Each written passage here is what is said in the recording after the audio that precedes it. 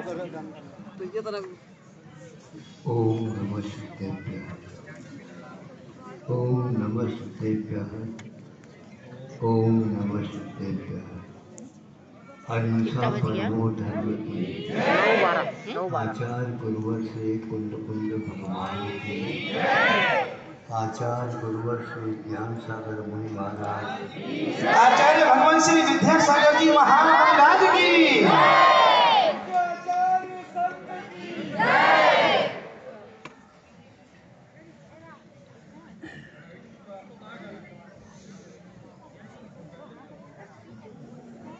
सर्व के विषय में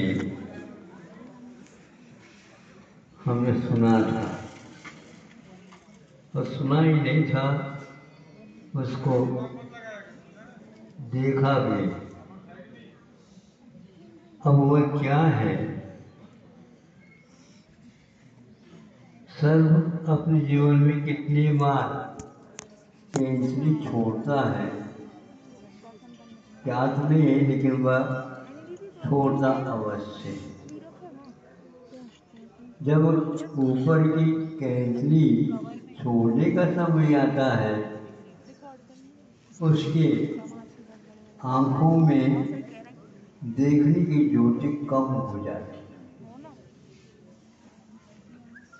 क्योंकि वह दिन में तो निकलता नहीं, कभी रात में राशन ढूंढने के लिए निकलता है।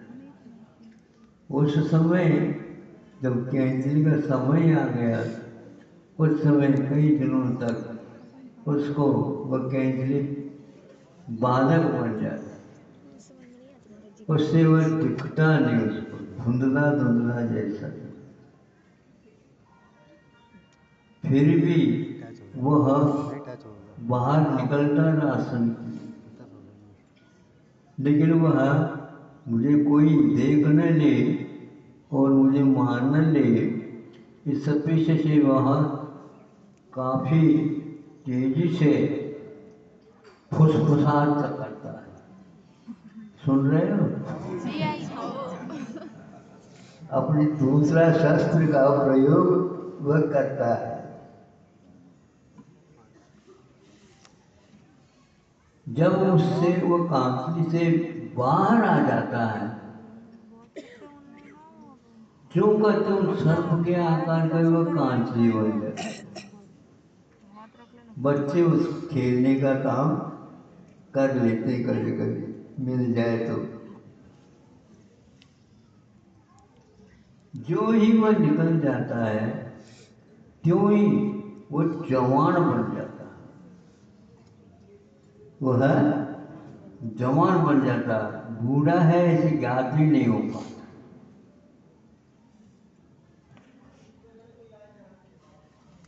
किंतु उसका जो विष है, वह विष कभी भी छोड़ता नहीं। तब छूटता है जब किसी से वो डस लेता है और उसकी मृत्यु के लिए कारण बनता है, जिसको काटा है। यह समझ में नहीं आता, उसके मुख में विष रहते हुए भी वह स्वयं उससे मृत्यु को प्राप्त नहीं होता। कितने भी कर, किंतु ऐसे भी व्यक्ति हैं, वह डस ले किंतु वह व्यक्ति मरता नहीं। फलस्वरूप कुछ दूर जाकर के वह सर्प वहीं पर बैठ जाता है, आगे वह सरकने में सक्षम नहीं रहता, रह जाता है। कुछ समय के बाद उसकी मृत्यु हो जाती है। सुन रहे हैं? किसकी मृत्यु हो गई? सर्प की। किसने काटा था? सर्प ने काटा तो था, लेकिन मृत्यु स्वयं की हो गई और वह व्यक्ति की नहीं हुई। बड़ा अद्भुत सा लगता है। हम सोचते हैं सर्प आ गए तो एकदम डर जाते हैं। डर क्या जाते हैं? लटिया फटिया ढूंढ लेते। किंतु वो व्यक्ति उसको कोई मारा नहीं तो और वह सर्प मर जाता है। मनुष्य को लगा अरे ये तो आज वैचित्र है, मुझे मरना चाहिए था तो मैं तो मरा नहीं, लेकिन मुझे काटा है तो वो स्वयं मर गया। ये तो पूछना पड़ेगा और मानना भी पड़ेगा, मैं उससे भी विषैला हूं। सुन रहे हो? ये मनुष्य विषैला है, ये विषय ही अलग है। मनुष्य के पास भी जहर है।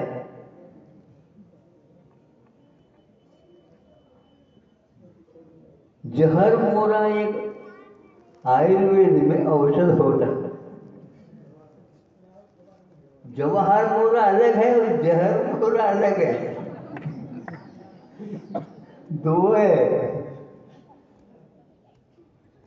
तो वो सारे के सारे औषध के काम करते हैं और मनुष्य को पुष्ट बना देते हैं। लेकिन मनुष्य का कोई भी ऐसा अंग नहीं है जो इस प्रकार रोग को दूर कर दे, विष को दूर कर दे। विष चढ़ जाता है। मनुष्य के पास जहर रहता है, ये कैसा? तो उसका मरण उसके बिना नहीं हो सकता। भिन्न भिन्न जहर हुआ करते हैं। अब हम दूसरे व्यक्ति के ऊपर आपके मोह का कोई प्रभाव नहीं पड़ेगा, अड़ोस पड़ोस के ऊपर नहीं समझे, दूर दराज तक पड़ेगा नहीं। लेकिन अपना कोई व्यक्ति आ गया, उससे वो मोहित हो जाता है। जैसे बीन बजाने से सर्प भी नाचने लग जाता है और उस गहर में आ जाता है। उसी प्रकार सभी व्यक्तियों का कोई नहीं होता। जिस व्यक्ति से संबंध रहता है उसी व्यक्ति से वो मोहित हो जाता है। और दूसरा उसी व्यक्ति से क्रुद्ध हो जाता है जो पहले अपने जीवन में कुछ किया हो, उसके प्रतिशोध के भाव भी उसके साथ आ जाता है। वो आंखें दिखा दे तो सामने वाला डर भी जाता है। इसका अर्थ ये हो गया, प्रत्येक के पास भिन्न भिन्न दृष्टि विषवी है। आपके पास दृष्टि विषवी है, काट लिया तो काट, वो भी विष है कि आपके प्रत्येक अंग में भिन्न भिन्न विष है। इसको स्वीकार करने के लिए तैयार हो। महाराज आप कह रहे सुन तो ले, लेकिन समझ में अब नहीं आएगा, बाद में आएगा। जब दूसरे भाव में वह डस जाता है और आपको मृत्यु प्राप्त हो जाती है।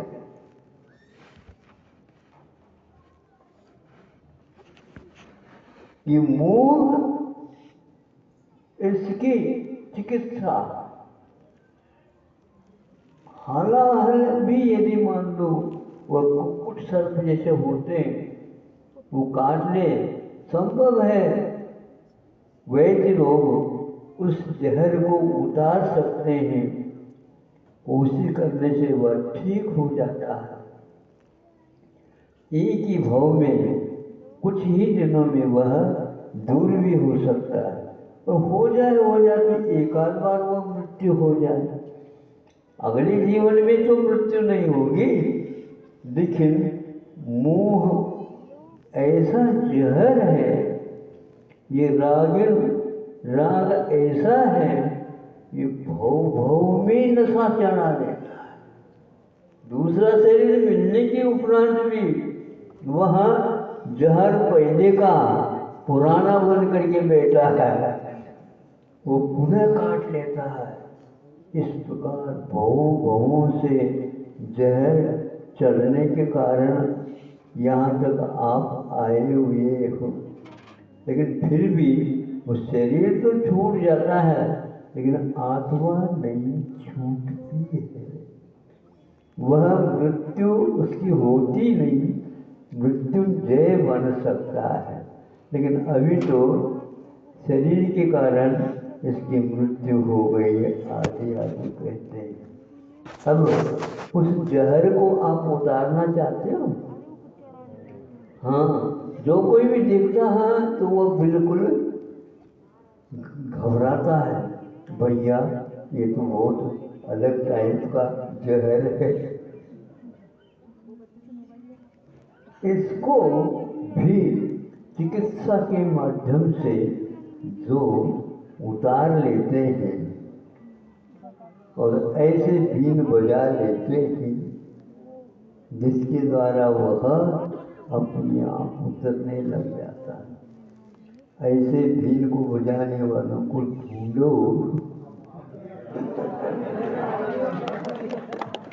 और से कुछ सीख लो, कैसे बीन बजाया जाता है। स्वयं को तो कुछ न हो और दूसरे से भी बच जाए और दूसरे को भी बचा ले, तो ऐसा कोई उपाय ढूंढो। पार्श्वनाथ भगवान के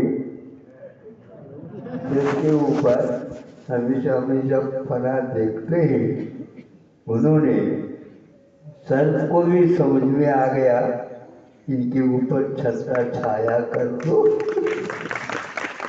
कुछ असर मिल जा हमें भी। ऐसा ही हुआ है। कितने भी दस लिया, पार्श्वनाथ भगवान को कुछ नहीं हुआ है। धन्य है, उन्होंने अपने संस्कार ऐसे आत्मा के ऊपर डाले, कर्म उसके लिए कुछ कर नहीं पा रहे, यदि करते हैं तो भी वह अनुकूल ही प्रतिफल उसको मिल जाता है। आप लोग देख लो, इस कांचली को भी देख लो, वो ऊपर से छोड़ तो देता है, लेकिन जहर नहीं छोड़ पाता। किंतु दूसरे के लिए भी जहर चढ़ जाए, स्वयं के लिए भी जहर चढ़ जाए, ऐसा ये मोह है। भव में इसकी चिकित्सा नहीं हो सकती। अभी एक बार ऐसे व्यक्ति को पकड़ो जिसकी चिकित्सा स्वीकार कर लो, तो हमेशा हमेशा अमृत नहीं समझे, अमृत के श्रावी हो, यानी दूसरे के लिए भी अमृत मिल जाए और स्वयं का जीवन भी अविनश्वर बन जाए, ऐसा उपाय करो। समय मिला है। अहिंसा परमो धर्म।